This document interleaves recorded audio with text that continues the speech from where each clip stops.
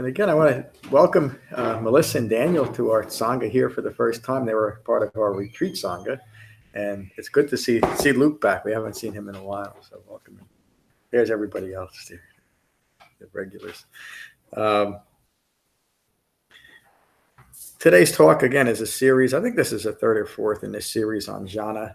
The first two talks really were describing these different levels of meditative absorption from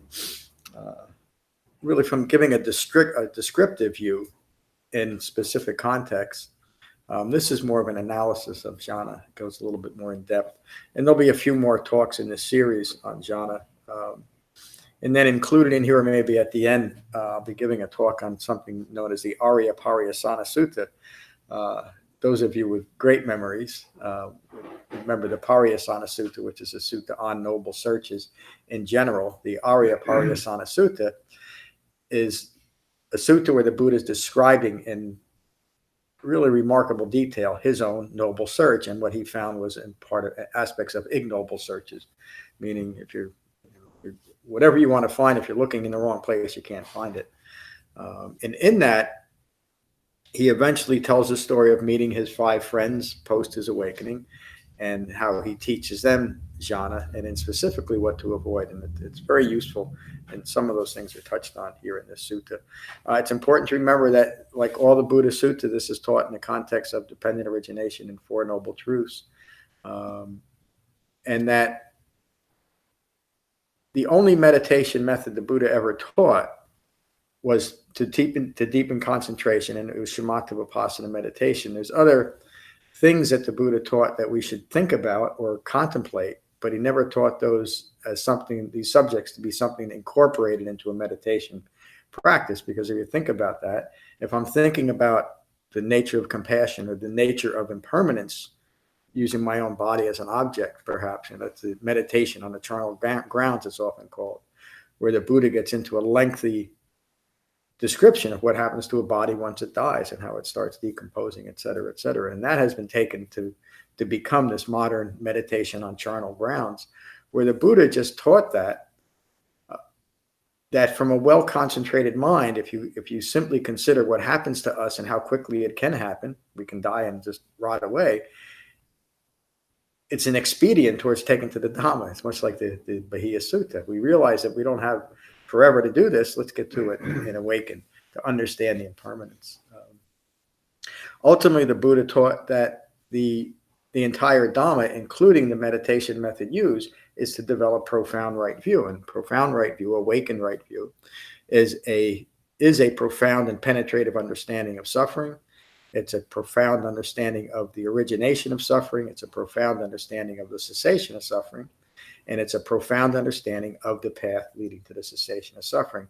And of course, that's all experiential. We begin any study, and certainly including study of the Buddha's teachings, intellectually. And then the Buddha taught us that from that intellectual understanding, rooted in a concentration practice, shamatha vipassana meditation, we can then take it off our cushions and have the direct experience of awakening. In other words, there's nothing that is taken on faith. And much of these descriptive suttas on Jhana are just that, describing the results of a well-concentrated meditation practice, which is much like the Anapanasati Sutta. Another Anapanasati means breath awareness. And that is often taught as a standalone meditation practice. In other words, there's many people that would say, well, I teach Anapanasati because they teach some variant of breath meditation. But the Buddha didn't teach that as instruction. He taught it as a description of accomplished monks and nuns and a description of their actual practice rather than a description of or an instruction on to meditate. Is that clear, or am I making you more confused? So the meditation method the Buddha taught is a very simple and direct method, 1 factor of 8. It's the 8th factor. It doesn't mean that it's an 8th level of importance. The 8-fold path, the 8-factored path, is a singular practice with 8 components, all equally important in developing a complete Dhamma practice. And then just a little bit of an introduction to some words that I'll be using here that are sometimes confusing. Rapture rapture has two connotations, doesn't it? It relates to the second coming of Christ, if we're into that. But it's often used in the translations from the Pali, especially Thanissara's translations, to the English, to simply mean joyful engagement with the Dhamma practice. That would, and it's almost, you could use the word enraptured with our Dhamma practice. We got to be careful that we're not taking that to an extreme that that itself becomes a distraction. So it simply means a joyful engagement with the Dhamma. Directed thought is something that is often misunderstood. Directed thought has two components in Dhamma practice. One is simply the thoughts that we have that are distracting us in our meditation practice and then off our cushions, but also even the refined directed thought about what I should be doing in meditation practice. So, excuse me, it takes a measure of directed thought to begin our meditation practice, doesn't it? I'm going to meditate, and when I meditate, I'm going to be mindful of my breath. That's a directed thought.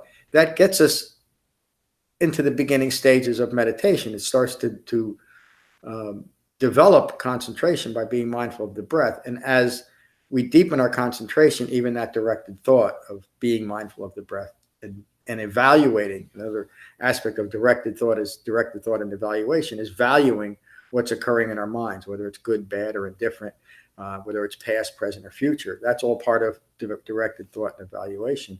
And as we deepen our concentration, that simply falls away. It's not something that we force out of our minds. It's just, again, another level of deepening concentration. And the last explanation is the word samsara. And samsara, again, has mystical connotations that the Buddha never intended. Samsara simply means wandering around in ignorance. Ignorance of what? Ignorance of Four Noble Truths. So again, putting it all back into context. Any questions about what I just said? Okay. The Samādhaṅga Sutta, the 5 factors of concentration. On one occasion, the Buddha was in Savatthi at Jita's Grove, Anathapindika's monastery. He addressed those gathered. Friends, I will teach you five-factor noble concentration. Listen and pay close attention. And what is the 5-factor noble concentration? A follower of the Noble Eightfold Path is quite secluded from sensuality and other unskillful mental qualities.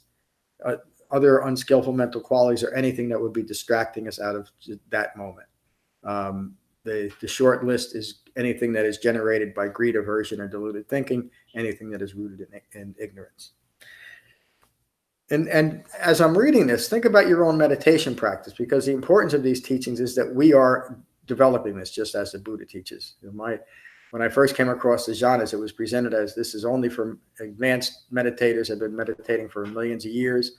The Buddha never taught anything like that. These levels of meditative absorptions we all experience in every meditation session. We just might not be aware of them. And the importance of the teachings is to be aware of them so we can accurately evaluate our own meditation practice. That yes, I am deepening concentration during the actual practice. So notice how these are experienced directly by each and every one of you. Buddha continues. They enter and remain in the first jhana. The first jhana is experience of rapture, joyful engagement, born of that very seclusion. It is accompanied by directed thoughts and evaluation. The joy of seclusion permeates their entire mind and body. And again, this isn't an excitable joy. It's a gentle joy of the pure pleasure of having this refuge within our own minds. And that should be generate joyful engagement, shouldn't it? We found a place of refuge, of pure safety, of pure calm within ourselves. It's a remarkable thing. And it's done by being mindful of the breath in the body. The Buddha continues, it is as if one poured bath powder into a brass basin, kneading the powder into the water, sprinkling more and more powder, forming a ball of bath powder, saturated and moisture-laden. It would, nevertheless, not lose a drop of its own substance. This is how a follower of the Noble Eightfold Path permeates the entire mind and body from the joy born of seclusion. So we had an interesting talk about the use of metaphor as a teaching tool. And the Buddha used this often. There's much metaphor in the Sutta Pitaka for a few reasons. One is to use metaphor to describe distracted and agitated mind states, such as the use of Mara, the malevolent god Mara. That's when Mara is used in a sutta, in the Buddha describing something, he's using that metaphor common at his time, during his time, to describe an agitated mind state, a mind that is rooted in ignorance of Four Noble Truths. And then in other ways to describe an elevated type of mindfulness, where he might be using deities to describe a certain quality of mind. And then sometimes it's just a descriptive story. Some people have difficulty using metaphor because we take it, our minds just work that way. We take it way too literally. And if you stretch any metaphor, you lose its value. So it's just a way of creating a mental picture of what the Buddha is trying to teach. So think about the initial stage of meditation. We come into our meditation practice, however we're sitting, wherever we do it. Hopefully, it's a secluded spot. Again, the Buddhas gave very spare instruction on meditation outside of the Satipatthana Sutta, and the other suttas that teach the singular method of shamatha vipassana meditation, such as the Yuganada Sutta. But he would always say, go find the root of a tree or an empty hut and do jhana, meaning find a secluded spot and engage in a practice that increases concentration. That was his basic instruction. And so now if you think about our own practice, we're coming to our cushion, we begin to quiet our minds, and as soon as we put our mind on, or become mindful of the breath in the body, our minds naturally calm. And that is the beginning of this joyful engagement with the Dhamma, that if we're mindful of it, will in that moment permeate our entire being. If we're taking to our meditation practice without the proper understanding, and we all do this when we begin a meditation practice, we haven't developed it yet, but we'll often look at meditation as an escape or a tool to fix a broken self, or to contemplate mystical and magical teachings, or to do deity worship, or even to use sound or smells as part of our practice. The Buddha taught to recognize and abandon all of that and take pure joy in mindfulness of the breath. That's all he ever taught. So as we begin our practice, we become mindful of our breath. Our mind starts to calm, but we're still engaging in directed thought and evaluation of what's occurring. That's the first level of meditative absorption. A simple way of saying all those words I just used is it's just appreciation for what we're doing, that we have this wonderful practice to engage in. I say that fast. Their entire mind and body permeated from the joy born of seclusion. This is the first development of the 5-factor noble concentration. Does anybody feel that they can't develop that first factor, that first level? It's just a natural occurrence of meditation, isn't it? A proper meditation practice. Again, one of the reasons why I'm teaching this is to help us all fine-tune our meditation practice in relation to how the Buddha taught us to fine-tune it, but also to display some of the myths that many people, including those online, have heard about jhanas and deepening concentration and meditation that the Buddha taught. The Buddha continues. Furthermore, as a stilling of directed thought and evaluation, they enter and remain in the second jhana. The second jhana is experienced as rapture and pleasure born of concentration. From the pleasure and the joy of seclusion, the next level, again, nothing magical or mystical, is simply acknowledging that my mind's becoming more concentrated. And again, each and every one of us experiences this, whether we realize it or not. And again, that's one of the reasons why the Buddha teaches us to realize it, to notice that we're deepening our concentration. The joy of concentration permeates the entire mind and body. It is as if a lake with no inflow is filled with spring water welling up within and from abundant showers. The cool water welling up from within the lake would permeate and fill the entire lake. This is how a follower of the Noble Eightfold Path permeates their entire mind and body from the joy born of concentration. It's just, again, we had this interesting conversation. So the visual, if you take it too far, is going to be probably distracting. But if you just think about, in this moment of meditation, I'm filling up my entire being with the joy. It doesn't mean that we've developed we may not have developed a high level of concentration, but just the fact that we have this practice is enough to fill my being with the joy of a concentration practice. Think about the brilliance of this teacher. Excuse me. From 2,600 years ago. He didn't just say, and I won't get into it too deep about my engagement with modern Buddhism, but he doesn't just say, go and meditate and this is what you do. Although I spent many years in a place that was basically it. You go sit there and you better sit perfectly with no other real context. The Buddha understood our own ignorance of Four Noble Truths, and what that ignorance does is it creates very powerful and subtle strategies to continue to ignore our own ignorance, including in a meditation practice that is designed for deepening concentration, to incorporate that need to ignore ignorance as in a form of distracting practices and not recognizing what's occurring. In other words, it's very convenient for a mind that is committed to ignorance to ignore its own development, isn't it? It's a pretty powerful and subtle strategies that a mind rooted in ignorance will employ. And the Buddha's brilliance is to even recognize that subtlety of the practice and say, be mindful that it's working. Ehepasiko, come and see for yourself. If that was one of the Buddha's main charges in developing Dhamma practice, then of course he would teach a way of recognizing it. And he frames that beautifully in this sutta and other suttas, and also in the Satipatthana and the Anapanasati Sutta, how to view your own development and where to put your mindfulness on. Is that clear? Okay. This is how a follower of the Noble Eightfold Path permeates the entire mind and body from the joy of concentration. This is the second development of the five-factor noble concentration. Would everybody agree that you've experienced that? Maybe not being mindful of permeating your entire being with the joy of concentration, but you've noticed that concentration is increasing simply by being mindful of your breath or coming back to the sensation of breathing in your body. Is that correct? That's the second level of jhana. And again, I'm not diminishing these in importance, but to recognize something that we should be developing further, we first have to recognize it where we are, isn't it? Whatever level of concentration we have, acknowledge that we're there. The Buddha continues. Let me finish that.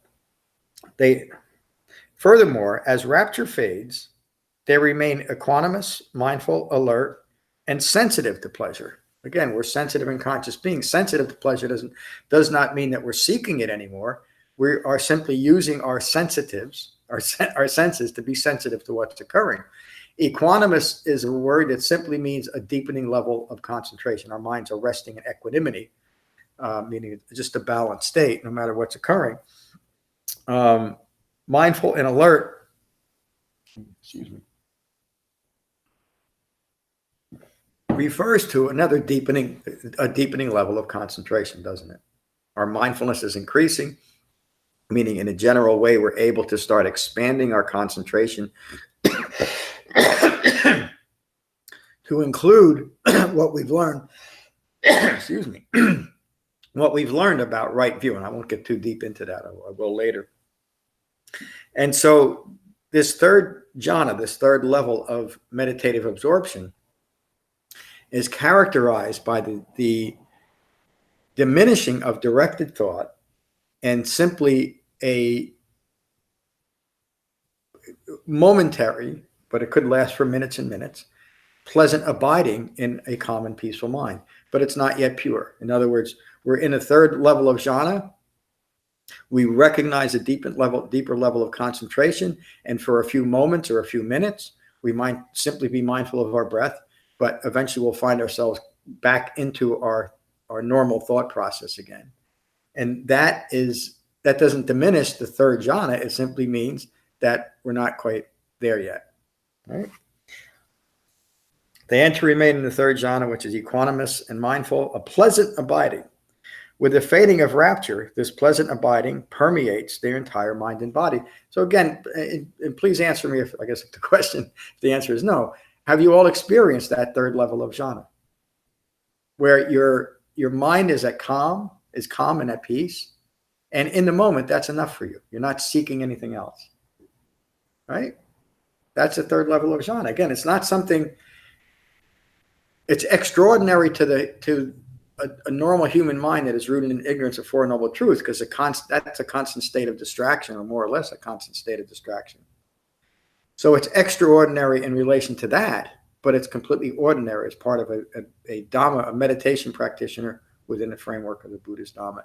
And again, I don't want to sound like I'm overemphasizing that point, but it's so important to understand that everything the Buddha taught, including this simple and direct meditation method, is useful, applicable, and easily developed by any human being. It doesn't take any special qualities or special dispensations or a special grace from some disincarnate being. We can all do it just by engaging in the practice. The Buddha continues with a metaphor. It is as if a pond is permeated with red, white, and blue lotus, born and growing immersed in the water. They flourish permeated with cool water from the root to the tip, never standing above the surface. And that's really just a line to explain there's nothing ordinary about being a lotus flower, isn't it? But a lotus flower is always permeated by its environment. And the metaphor is that we create this environment in our mind where we're permeated with concentration, with calm, with peace. It's interesting that I don't want to get into it. There is a metaphor that's used in transcendental meditation that is similar to that, but it doesn't go that far. The other interesting thing about this is in the Aryapariyasana Sutta, the Buddha uses this metaphor again, and then he uses the metaphor of the few lotus flowers that are actually able to come out of that murky water and come into the fresh air and bloom. He uses that aspect of this metaphor to describe an awakening human being. We've now come out of the murky water. We've bloomed. Buddha continues, this is how a follower of the Noble Eightfold Path permeates their entire mind and body from the joy born of the fading of rapture. This pleasant abiding permeates the entire mind and body. This is the third development of the five-factored noble concentration. Furthermore, with the abandoning of evaluation, they enter and remain in the fourth jhana. So it's a simple direction with the fading of evaluation. So I'm sitting in my meditation practice. I'm noticing that my concentration is deepening. And now I find a quality of mind where I'm not even evaluating what's occurring, not just with my thoughts, within me. That's a mind united in the body. It's a mind that is mindfully present with your life as your life occurs. That's the ultimate goal that is developed with the foundation of right meditation, or shamatha vipassana meditation. So now the Buddha is explaining that ever deepening level of concentration is becoming more visceral. We can notice it more. And the reason why I say it that way is that it doesn't mean that we enter this fourth jhana, and I'll describe that in just a moment, and we must somehow stay there off our cushion. Once it's developed, as we continue to develop it, we are more mindful of this mind that is just below the surface of the water, like the lotus flower. And no matter what's occurring on the surface, no matter how many ripples are up on the surface, Lorna uses almost inadvertently in relation to the metaphor a few years ago. No matter what's occurring on the surface, our mind is aware of it. It's connected, but it's at peace. And so I often say we gain the ability to be at peace with less than peaceful mind states. That's what the metaphor is useful for, in showing that. So no matter what's occurring, no matter what's swirling around in our minds and in our immediate environment, and take it further out into the world, which is certainly crazy today, but just as not any more crazy than it was during the Buddhist time, we can keep our minds just below the surface, detached from what's occurring in the world, but completely mindful of what's occurring. And we maintain this peaceful quality of mind. And so now do you see the practical benefits of right meditation, that we are introducing to ourselves in a direct and visceral way on our cushions what the quality of mind of an awakened human being is moment by moment, that fourth level of jhana. Is that clear? So it's so important to understand the relationship to right meditation and why the Buddha taught this in this singular way, because it supports the entire understanding and integration of the Eightfold Path. And so if I spend my time meditating and using a contemplative practice and not increasing my concentration, there's not even a connection then to the Eightfold Path. So if I'm substituting something, and again, the Buddha taught this, he never taught something that wasn't significantly important. He never wasted a word, which is really, when I read the suttas, it's amazing how he was like that. So the significance of teaching right meditation to the Buddha was paramount, because even during his time, there was such a distractive push to do everything out there that's offered. And that's how other teachers, Samādhaṅga Sutta gets into this, how other teachers would all claim that this is the right, true way, and we should do this and do that. In the Pariyasana Sutta, the Buddha teaches how he studied with some very advanced so-called spiritual teachers, teaching different meditation methods that were used to establish a self in non-physical realms. And again, I'll get into that more when I teach that sutta. And discounting that is not leading to the goal of understanding the nature of human suffering. And if you take yourself, think about it. If you're using a method that distracts you completely out of your body, how can you gain any useful understanding of what occurs while you're in your body? That's one of the most brilliant things the Buddha awakened to, because all of the practices during his time were geared towards that. And again, I'm not going to get into a long description. I will in a week or two. But think about the brilliance of that, and how the independence of this man that he was able to develop within this spiritual milieu that was insisting that he see things differently. He rose above his example of the lotus flower. He rose above the surface of the murky surface of local spirituality. Really, it was global spirituality, you could say it that way, and saw things differently. He saw things from right view. It all depends on using right meditation. So is the ripple essentially the 3 marks? That's it. Yes. That he can be below it, and because your refined development of your understanding of 3 marks allows you to not have to intellectually understand it anymore, that it's just what you become. Yeah, that's great. So when you deepen your concentration, and it just takes a breath, by the way, to go from the rippled surface down below, you're no longer using the 3 defilements of greed, aversion, and deluded thinking to evaluate your Dhamma practice. And in having that experience again on your cushion allows you to take that off your cushion and recognize when it's coming up in your life. Excuse me. Thank you, David. Furthermore, with the abandoning of evaluation, they enter and remain in the 4th jhana. Not much difference between the 3rd and 4th jhana except this, which is pure equanimity and mindful. Pure equanimity. It just means that the essence of our calm mind is now pure. There's nothing interfering with it.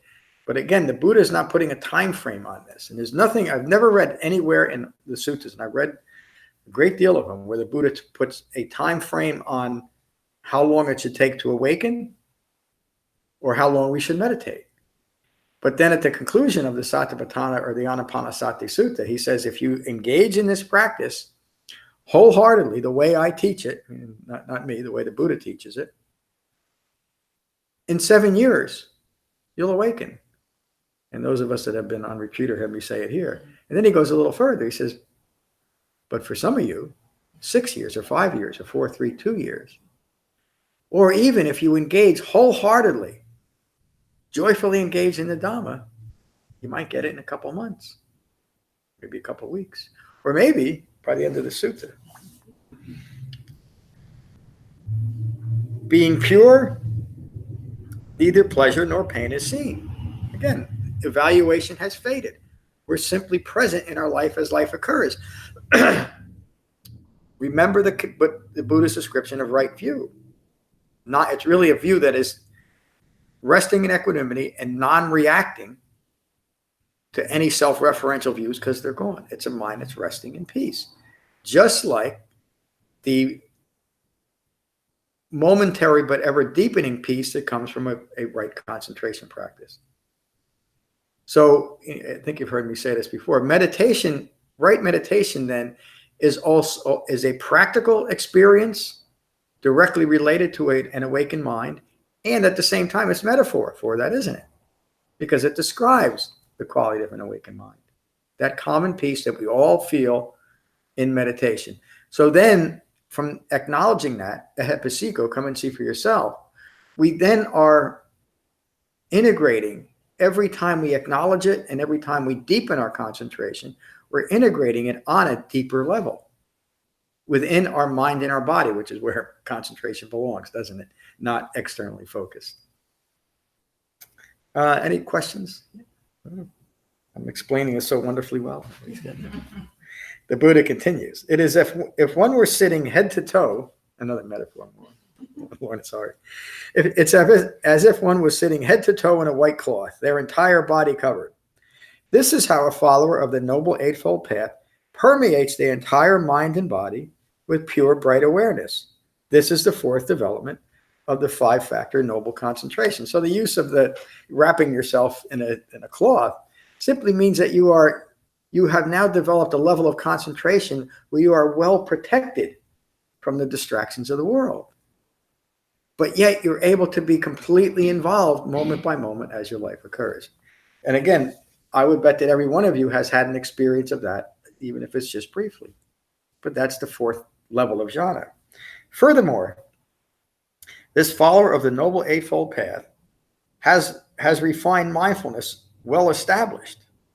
Their mindfulness is attended to, understood, and well penetrated by wise discernment. How do we know that we're developing right mindfulness or refined mindfulness? Because that mindfulness is resting in concentration and framed by the other seven factors of the Eightfold Path. Another word would be the eight-factor path. Initially we're starting with that foundation of meditation and of deepening concentration. And as our concentration increases, we're able to hold in mind. That's what mindfulness means, to recollect or to hold in mind. We're able to hold in mind the other factors of the Eightfold Path as an integrated Dhamma practice. Is that clear? And that, again, it's such an important but obvious teaching. The Buddha taught an Eightfold Path. The path would be integrating that path, wouldn't it? But we can't do it with a distracted mind. Again, it's something else that the Buddha realized upon his awakening. How can I teach this way of recognizing a mind distracted by its own ignorance, prone to ignore its own ignorance?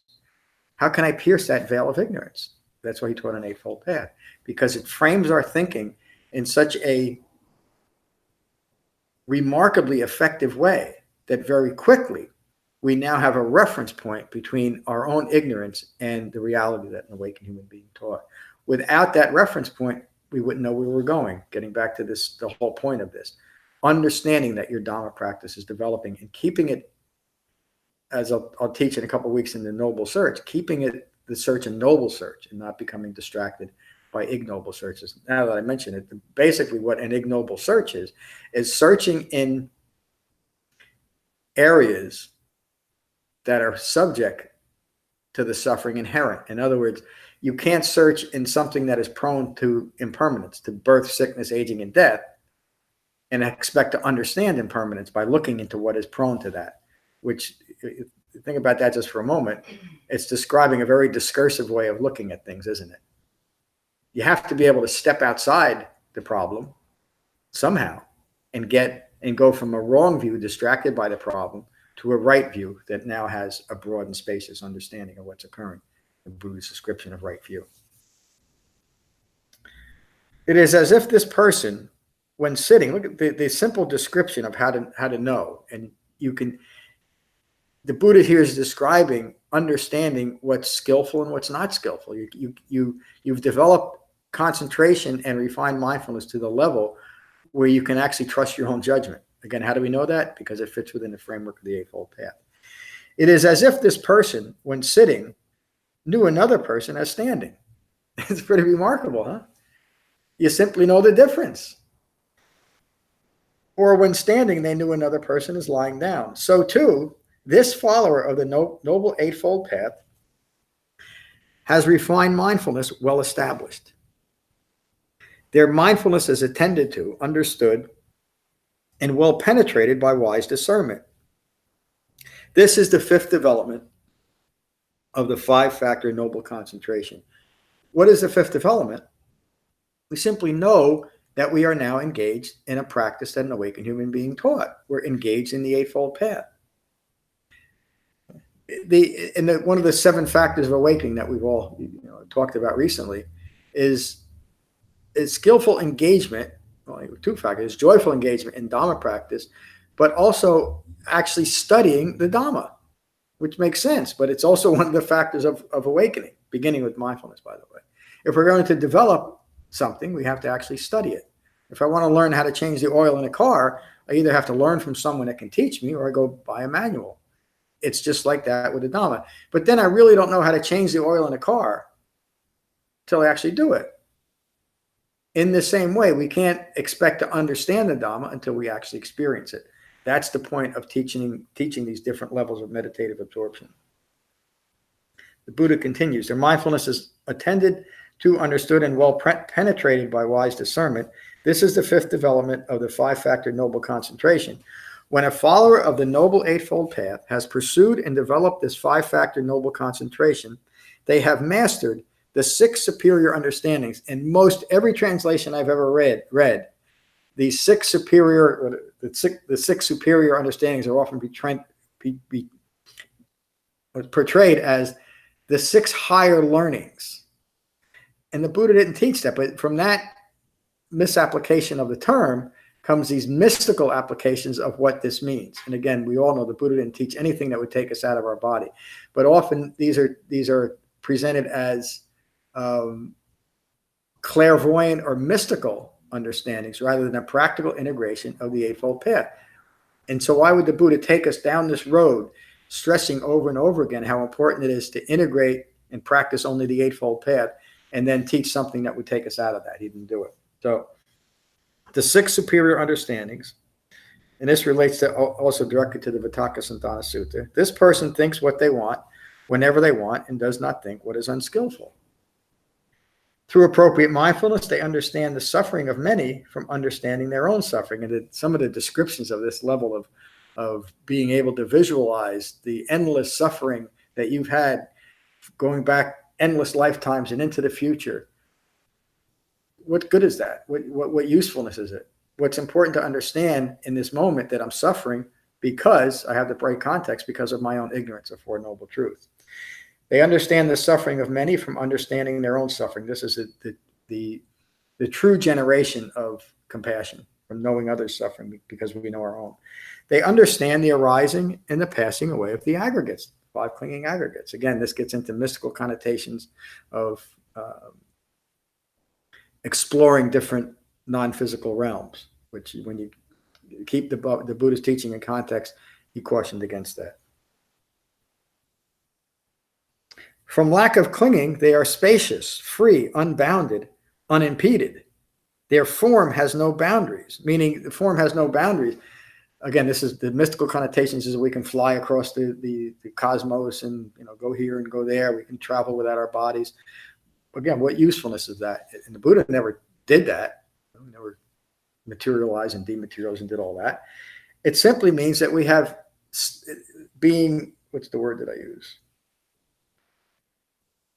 Their form has no boundary simply means I've stopped the extreme self-identification with this form, one of the five clinging aggregates. Doesn't mean that I don't have it. I'm not in it. In fact, I'm more in it when I stop self-referencing towards it and developing mindfulness than I am when I'm constantly self-referencing, which is an objectified way of looking at ourselves, which is outside of our body. Any objectified thought is not unified in our body. From lack of clinging, they are spacious, free, unbounded, unimpeded. Their form has no boundaries and no self-distinction. This occurs to a practitioner whenever they are mindful and well concentrated. Again, it's nothing extraordinary. Whenever we are mindful and well concentrated, this occurs. Their ear consciousness, unbound, restrained, sounds are now unfettered and unsurpassed. This occurs to a practitioner whenever they are mindful and well concentrated. When appropriate, mindful and well concentrated, they understand the mindfulness and concentration of others. This is another factor of this. We understand others, concentration or lack of it, because we understand our own. We can tell it in others. Excuse me. I think it was with Frank this past Thursday about how he recognizes so readily when he's talking with someone who is really not well concentrated. And I think you would start noticing that too. And that can even be a little bit off-putting. It's like, why don't they calm down a little bit? Because we're struggling to understand them.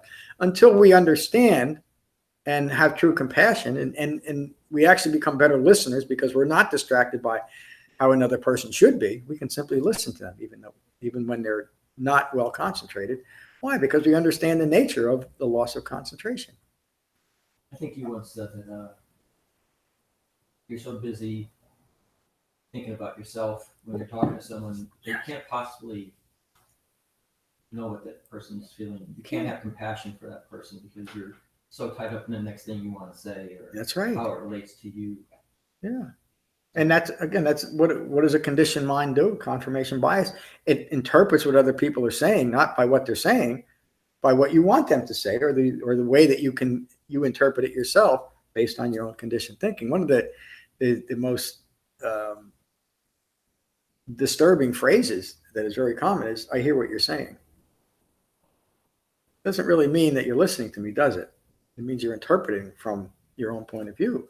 But a mind that is free of self-reference in the moment simply is mindfully present with what's occurring, including what other people are saying. You talk about all the hurtful rhetoric in the world today, and nobody's listening to them. I mean, not nobody, but the different ideological sides have lost the ability to listen to each other.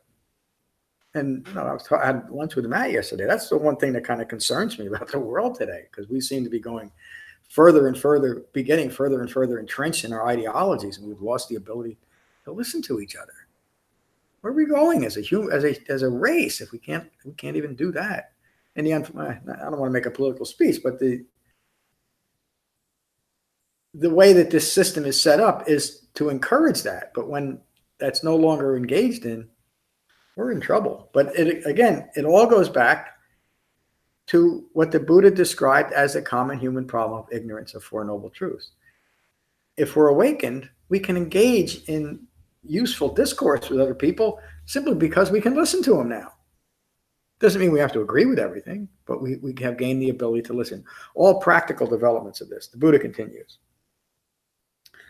This is relating to this 6 higher understandings. They know a mind with passion as a mind with passion. We just talked about. They know a mind without passion, a calm and peaceful mind, as a mind without passion. They know a mind of aversion as a mind of aversion. They know a mind free of aversion as a mind free of aversion. They know a deluded mind as a deluded mind. How do we know? Because we have now a framework for evaluating this realistically and non-judgmentally. In other words, when I notice someone whose mind isn't free of aversion, my next thought isn't, what an awful person, or aren't I wonderful because I'm no longer free of aversion? That's all rooted in self-reference. And it's not an aspect of a well-concentrated mind. So again, the importance of developing a right meditation practice if we're hoping to be of benefit to others. Because otherwise we get into this judgmental state of how others should be, rather than understanding them purely as how they are. Do you see the difference? And do you see the relationship between losing directed thought and evaluation on our cushions? Because now off our cushions, I can simply be present with you. I don't have to evaluate you based on my own views of how you should be. I'm simply present with life as life occurs, including everyone around me. Is that important? Did that make sense? Because that really is a key understanding of refined mindfulness. And you can be honest with me. There's no test. Does anybody not really get that? About the importance and the development of true concentration brings us into our life as our life occurs? free of directed or evaluating thought. That's the goal. That is the goal. And again, the importance of understanding the jhanas and the reason why we meditate as we meditate is to make the connection between that meditation practice and then in our moment by moment life. And that's a direct experience of it. Excuse me. We gain the ability to be at peace with life as life occurs, no matter what the actual experience is. We gain the ability to think what we want to think when we want to think it. They know a deluded mind as a deluded mind. They know a mind free of delusion as a mind free of delusion. They know a restricted mind as a restricted mind. They know a mind free of restriction as a mind free of restriction. They know a spacious mind as a spacious mind. They know a concentrated mind as a concentrated mind. They know a refined mind as a refined mind. And they know an unrefined mind as an unrefined mind. Going back to that description of when you're sitting, you know someone standing. When you're standing, you know someone lying down. That's the simple but wise discernment that we develop. They know a concentrated mind as a concentrated mind. They know a distracted mind as a distracted mind. They know a mind released from ignorance as a mind released from ignorance. What a marvelous quality to have, to be able to recognize that in someone. Isn't it? And the only way we could recognize it in someone else is because we've developed it ourselves. They know a mind clinging to ignorance as a mind clinging to ignorance. They know for themselves, direct experience, a well-concentrated mind supporting refined mindfulness. They know the arising and the passing away of bodies within the continuation of endless samsara. This is one of those lines where the descriptions are often, they understand the myriad, many lives of others. That doesn't have any real relevance in understanding that human beings arise in the world and pass away in the world based on their understanding, and their experience in life is based on their understanding or lack thereof. That's the important thing to understand there. They understand their associations to people and the circumstances of wandering and ignorance. That means that, and the Buddha teaches us throughout his Dhamma, who and what we associate with is going to have a profound and lasting effect on the experience of our life. And in particular, so the Buddha cautioned against, and it doesn't mean we shouldn't engage and have relationships with people in the world, but we should be careful of how we associate with the people and events of the world as far as creating a self-referential view. And most importantly, what we associate with our Dhamma practice. Because even during the Buddha's time, he saw that very eager Dhamma practitioners were also hearing some other things that sounded fun or interesting or distracting or pleasant, and making that part of the Dhamma practice that the Buddha was teaching.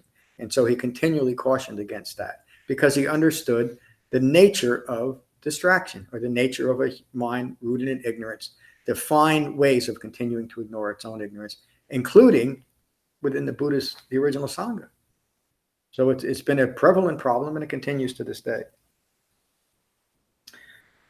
They understand their associations with people and the circumstances of wandering and ignorance.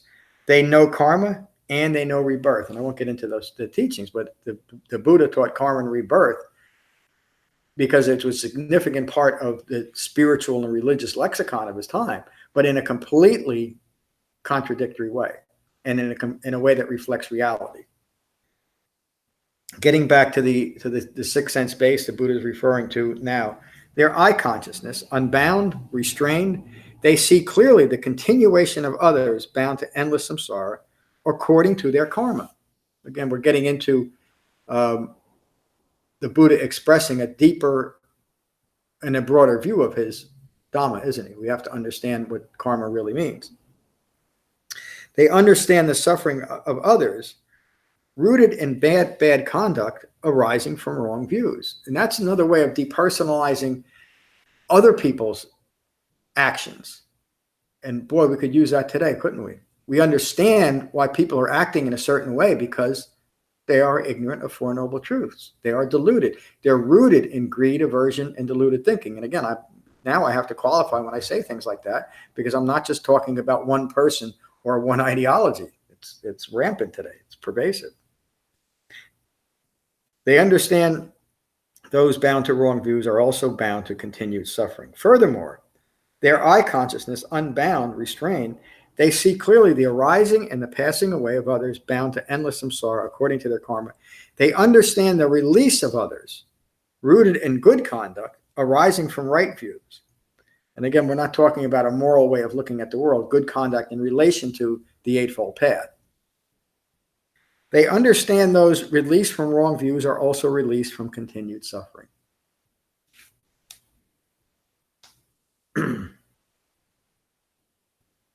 I already mentioned what the Buddha's, well, let me say it again.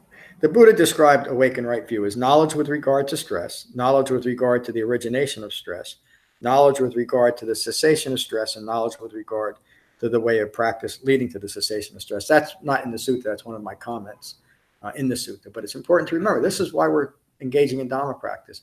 And all of these things help us keep well focused on what we're doing and why we're doing it. Thus, from establishing this 5-factor concentration, they enter and remain free of the defilements of greed, aversion, and deluded thinking. They are mindful of their release through direct experience right here and now. Again, it's not something we have to do forever. If we develop it the way it's designed, the way it's taught, the way it's directly experienced, awakening occurs right here and right now. They know this for themselves due to a well-concentrated mind supporting refined mindfulness. Probably the most important direction. They know this for themselves due to a well-concentrated mind supporting refined mindfulness. That's in the sutta, and I would say refined mindfulness that can integrate the entire Eightfold Path. This is what the Buddha said. Gratified, those assembled were delighted in the Buddha's words. It's the end of the sutta. Thank you for listening to me. Any direct questions on what I just talked about, and then we'll go around the room. Okay, Judy. So deep in concentration.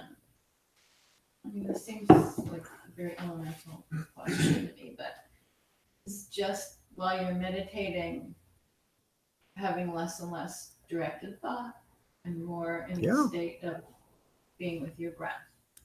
Yes, and that's really it. And maybe just to put a little clarity on directed thought, the Buddha doesn't teach a meditation method to develop a trance-like state, meaning a state that we are not recognizing our thoughts. That's again, I always say I could teach you all this in 5 minutes. We could all be in a trance, and that trance could last as long as we decide we want it to. I don't teach it because it's just another distraction. If you've lost the ability to think, you've lost your mindfulness. So what good is it? So it's simply a way of not being distracted by our own thoughts and using the breath as the most expedient tool for concentration. So again, it's in that moment that we have put aside directed thought. And for most of us, in the next moment or two, or 3 or 4 or 5, we're going to find ourselves thinking again. What do? Well, come back to the breath. It doesn't mean that all is lost or that we're doing something wrong. In fact, it's only wrong if we start judging that I'm not doing this right, or this is so frustrating, or why my mind can't come back to the sensation of breathing free. And that is the going from the second jhana, directed thought and evaluation. I'm not doing it right, or it's too hard, or everybody else in the world can meditate, but I can't. That's the second level. You're aware of those thoughts. Hopefully you're not distracted by them, because then you could sink into the third level where that's not an issue in your own mind anymore. And again, the third jhana may only be for a brief moment. Doesn't matter. Recognize that you've developed that. And from that recognition, continue with your practice, and you will, just to use the metaphor, drop down into the fourth level. And as we see the value of meditation in recognizing the ever-deepening levels of meditative absorption, we are then able to take that recognition and incorporate it off our cushion. It's just that way. We've learned how to change the oil on a car, so now I can tell you, because I've had the direct experience. Great question. Thank you for asking. It's just about 10 o'clock. Does anybody have to run out? Because I'll put you on the hot seat first. Okay, good. Lorna, good to see you. That was a very intense talk, John.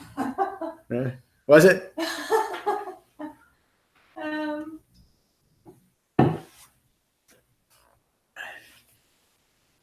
I think how I get to a more concentrated state in meditation,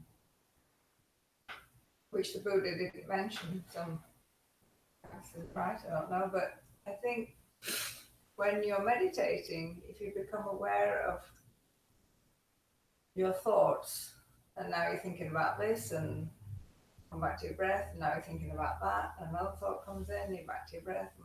Just seeing the impermanence of your thoughts, I think, gives you a personal release that just how fleeting thoughts are and our emotions. And so when you look at impermanence, even in your meditation like that and understanding that can give you a release, which then would, as you say, drop you down into the next jhana when your thoughts are more stable on your breath, because you know what I mean? Oh yeah, it's the whole point, really, isn't it? So, but the Buddha didn't mention that. Well, he did in the other descriptions, like in the 6 higher understandings or 6 superior, whatever, 6 superior knowledges, about recognizing the impermanence. In this description, it's an objectified view, but also in all of the other teachings, they point back to understanding the 3 marks of existence, which is really what we're doing here.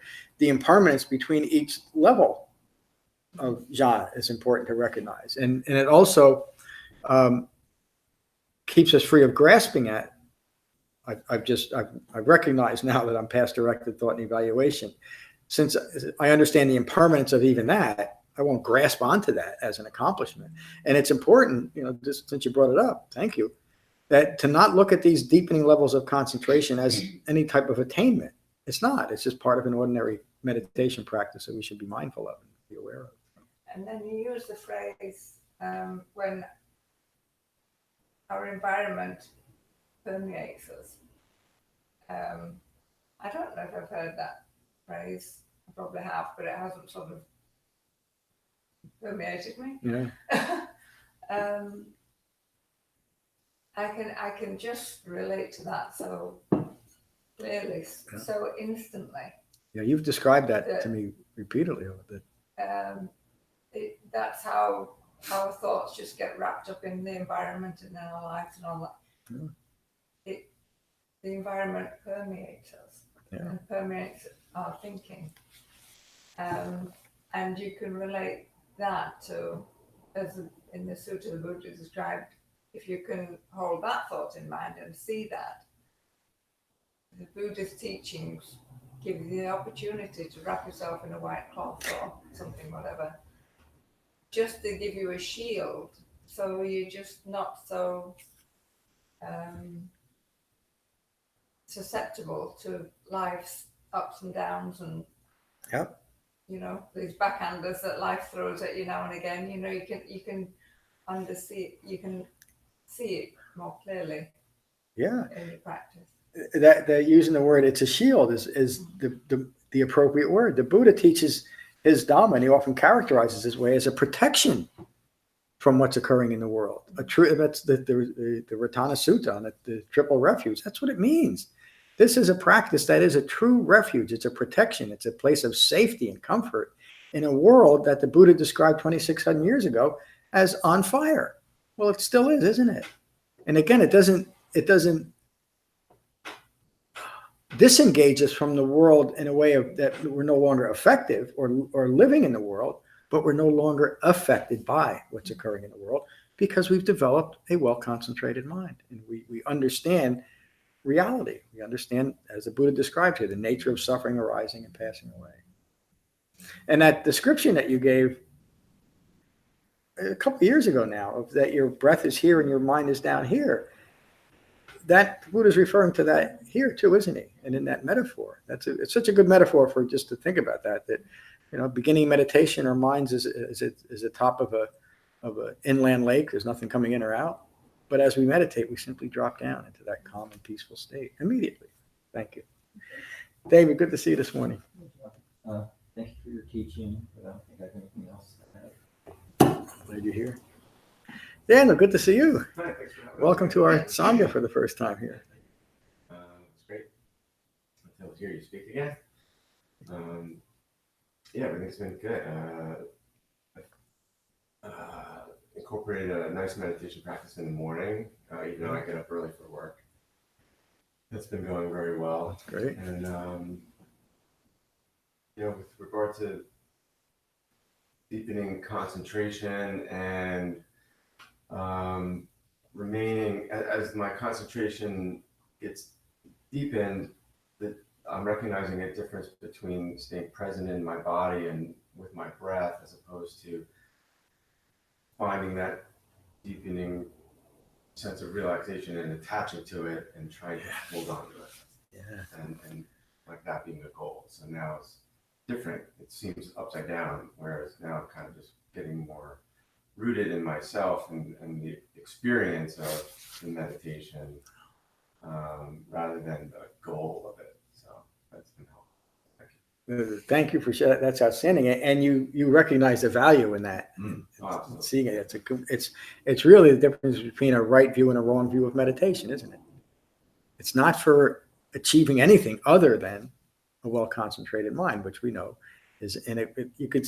I got a question maybe a year ago. I can't really remember how long, from an online student, and I never was asked this question before. He says, "Why did the Buddha meditate after he was awakened?" Why wouldn't he? Why wouldn't he? Why would you stop? Thank you, Daniel. Judy, good to see you this morning. How are Good you? to be here, Jhana. Good. It's a really good sutta this morning. Lots of food Yeah, for thought. there's a lot here. And my practice is going very well, and I look forward to it, and on a level I like that, and I find I'm these days mindful about when dukkha arises, that I'm aware in my head of, well, this isn't permanent, it's only what's happening now, and it's good, and if it enters my body, it permeates my body and my nervous system. Even though I'm saying this in my head, Yeah. I can feel it in my body, and I think, I'm not sleeping tonight. Yeah.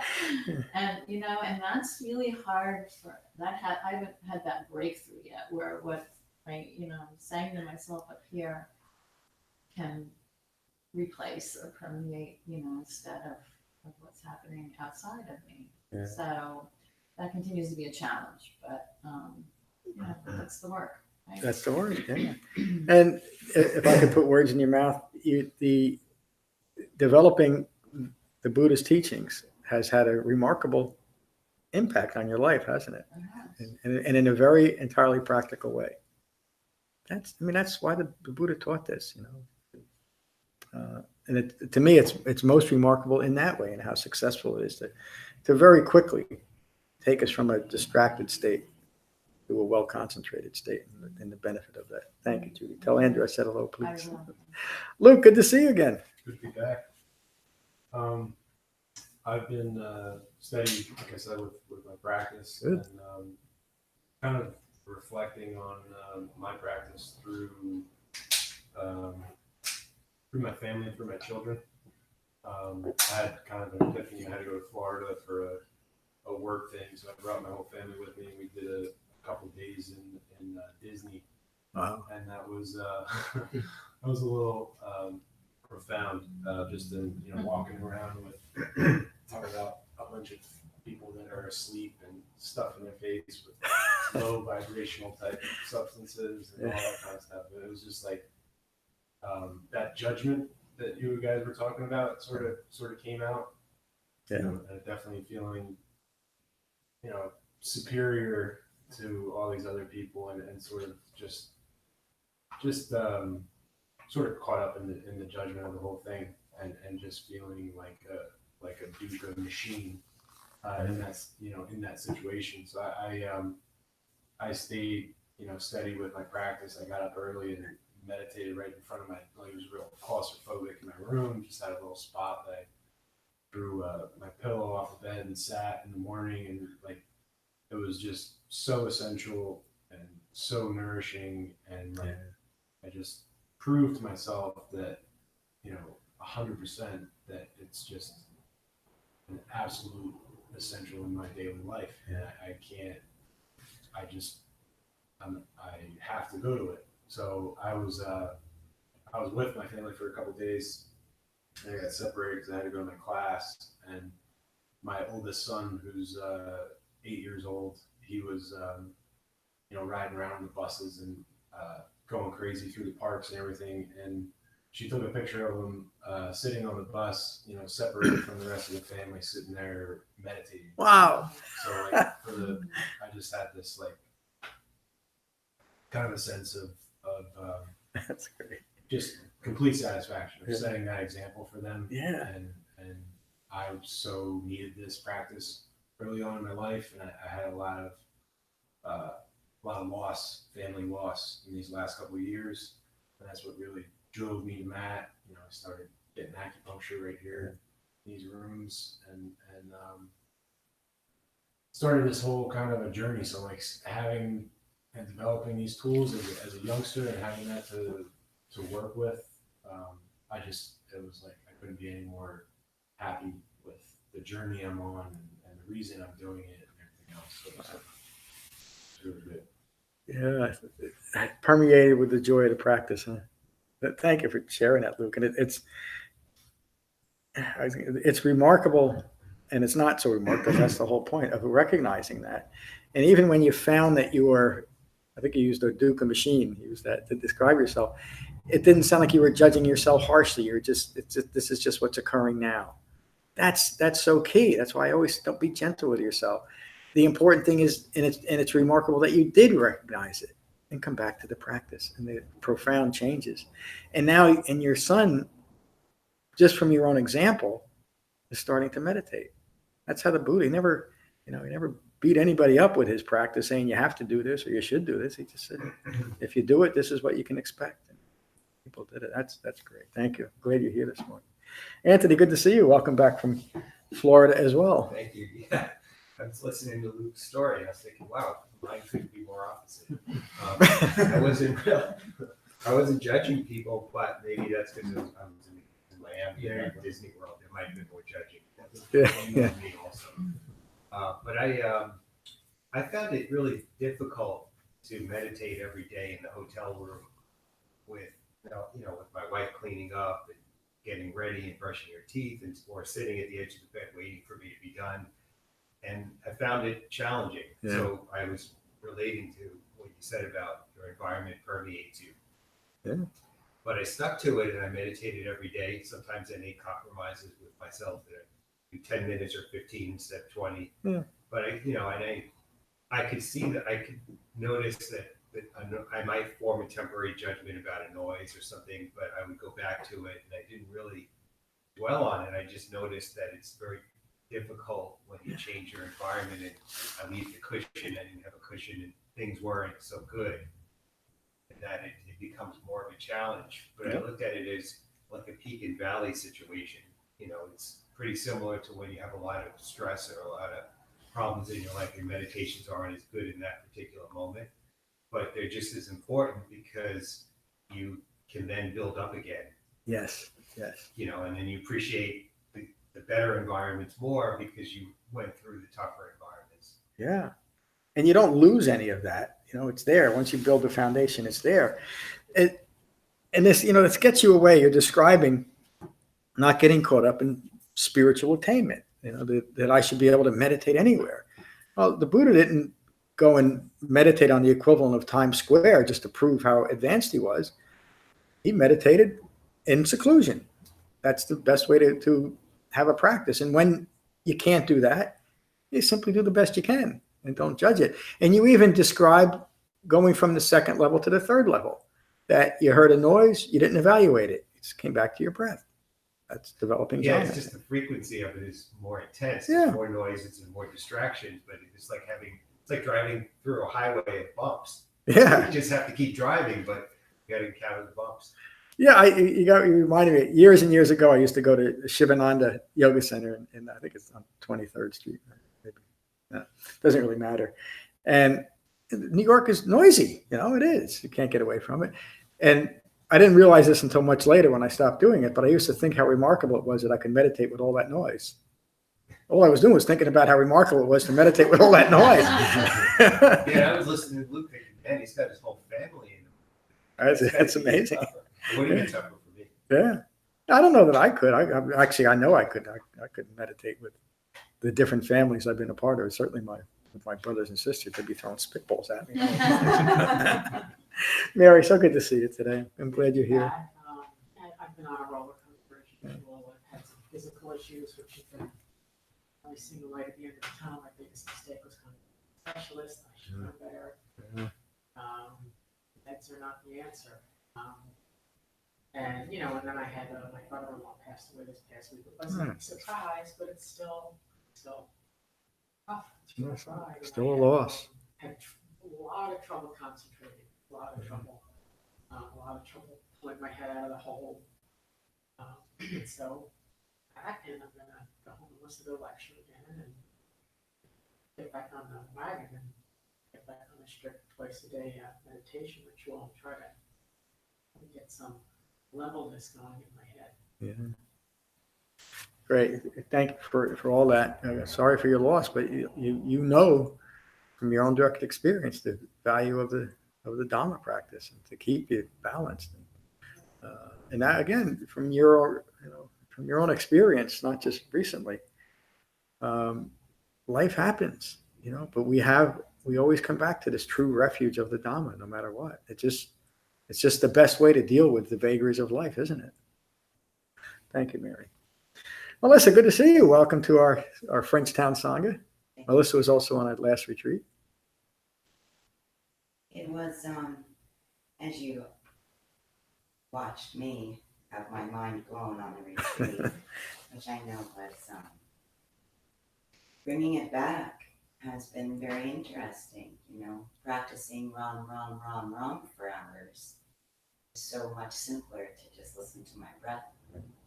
And the enormity of that change passed quickly, but I was still fascinated by it for many days, how the veil was just gone, and the permanence, non-permanence, all the subtle ways I made reference to myself to keep me rooted in my mind, when really uniting my mind and my body was the key. And how listening and coming back to the breath, what that really meant, what that really felt like, and how easy it is when I'm not saying ram. Distracted by it. Or, doing my under innate mala beats because I'm still thinking. And it's been delightful in my mind. And I'm so grateful to have had so many changes over the years to eliminate music that's not helpful to my mind, or TV, and there's no sound. I'm a very quiet and steady life. All of it was right there, just waiting for me to make that one change to my breath, so I can learn to concentrate. Because I used to say I had space. I need to meditate in Ram so I can have space in my next thoughts. But see, all I did was keep to my mind, because I have to concentrate to use those other 7 tools.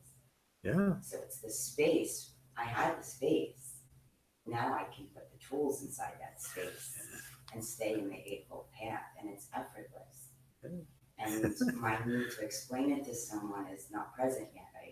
Everyone's asked, how has it been? How has it been?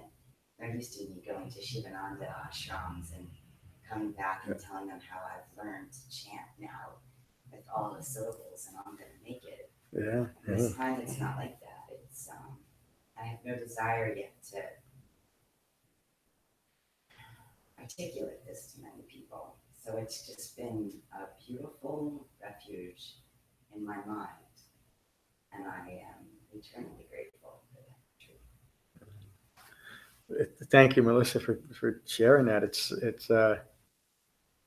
you describe it so well, from going from a wholesome practice, but not really bearing any fruit and then you see how simple and direct this is, and you have the immediate visceral experience of a developing concentration. It's just that way. It's remarkable. When I finally discovered what an awakened human being actually taught, it changed everything. And yet I'm still living the same, still in the same body, living in the same world, much nicer people. But again, from the outside, you couldn't, my brothers and sisters don't see any difference. I'm still the black sheep of the family. I always will be. That goes back over 40, almost 50 years to the establishment of that. What a wonderful class. A few quick announcements. We've gotten a little bit longer. I do try to finish these by 10.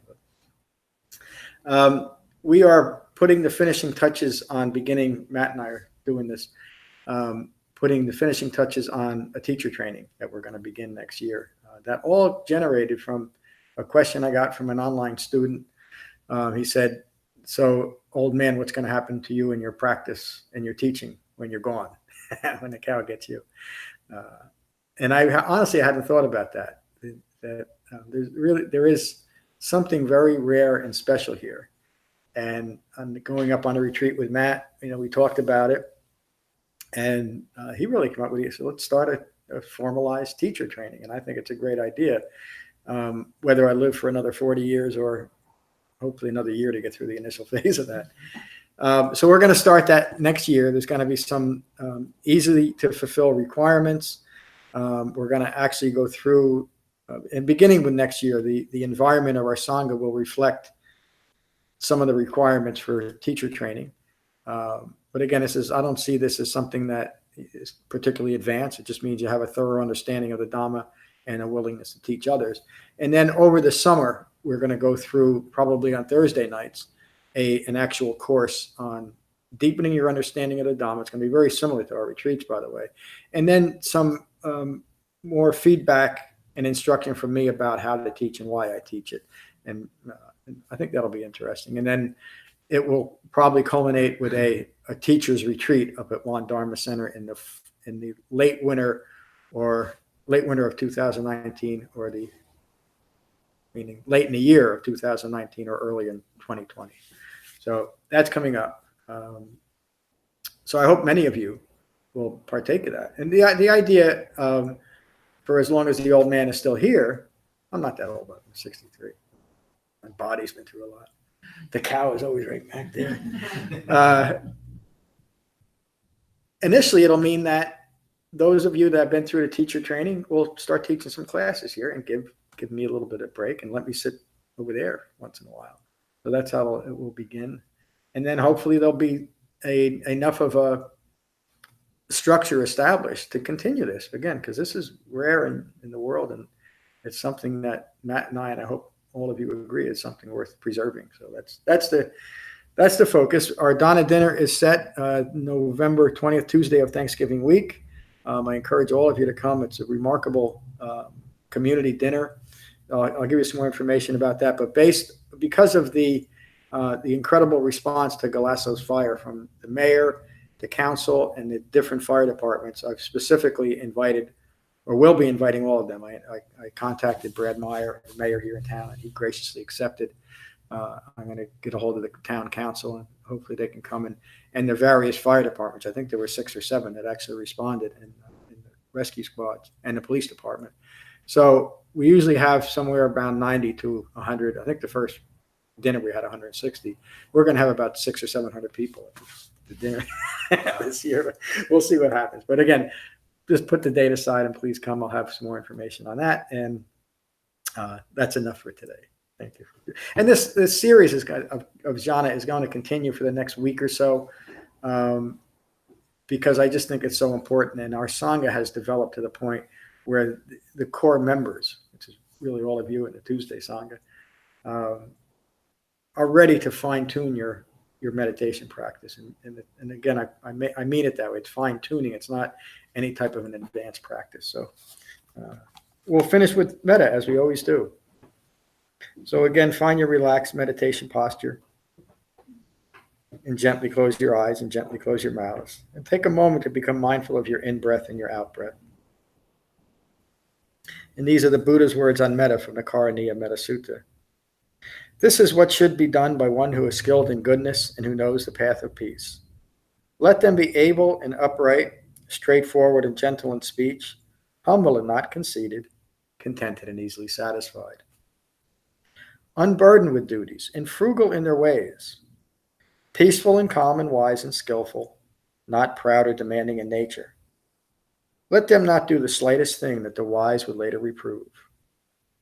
Wishing, in gladness and in safety, may all beings be at ease. Whatever living beings there may be, whether they are weak or strong, omitting none, the great or the mighty, medium, short, or small, the seen and the unseen, those living near and far away, those born and to be born, may all beings be at ease. Let none deceive another or despise any being in any state. Let none through anger or ill will wish harm upon another. Even as a mother protects with her life her child, her only child, so with a boundless heart should one cherish all living beings.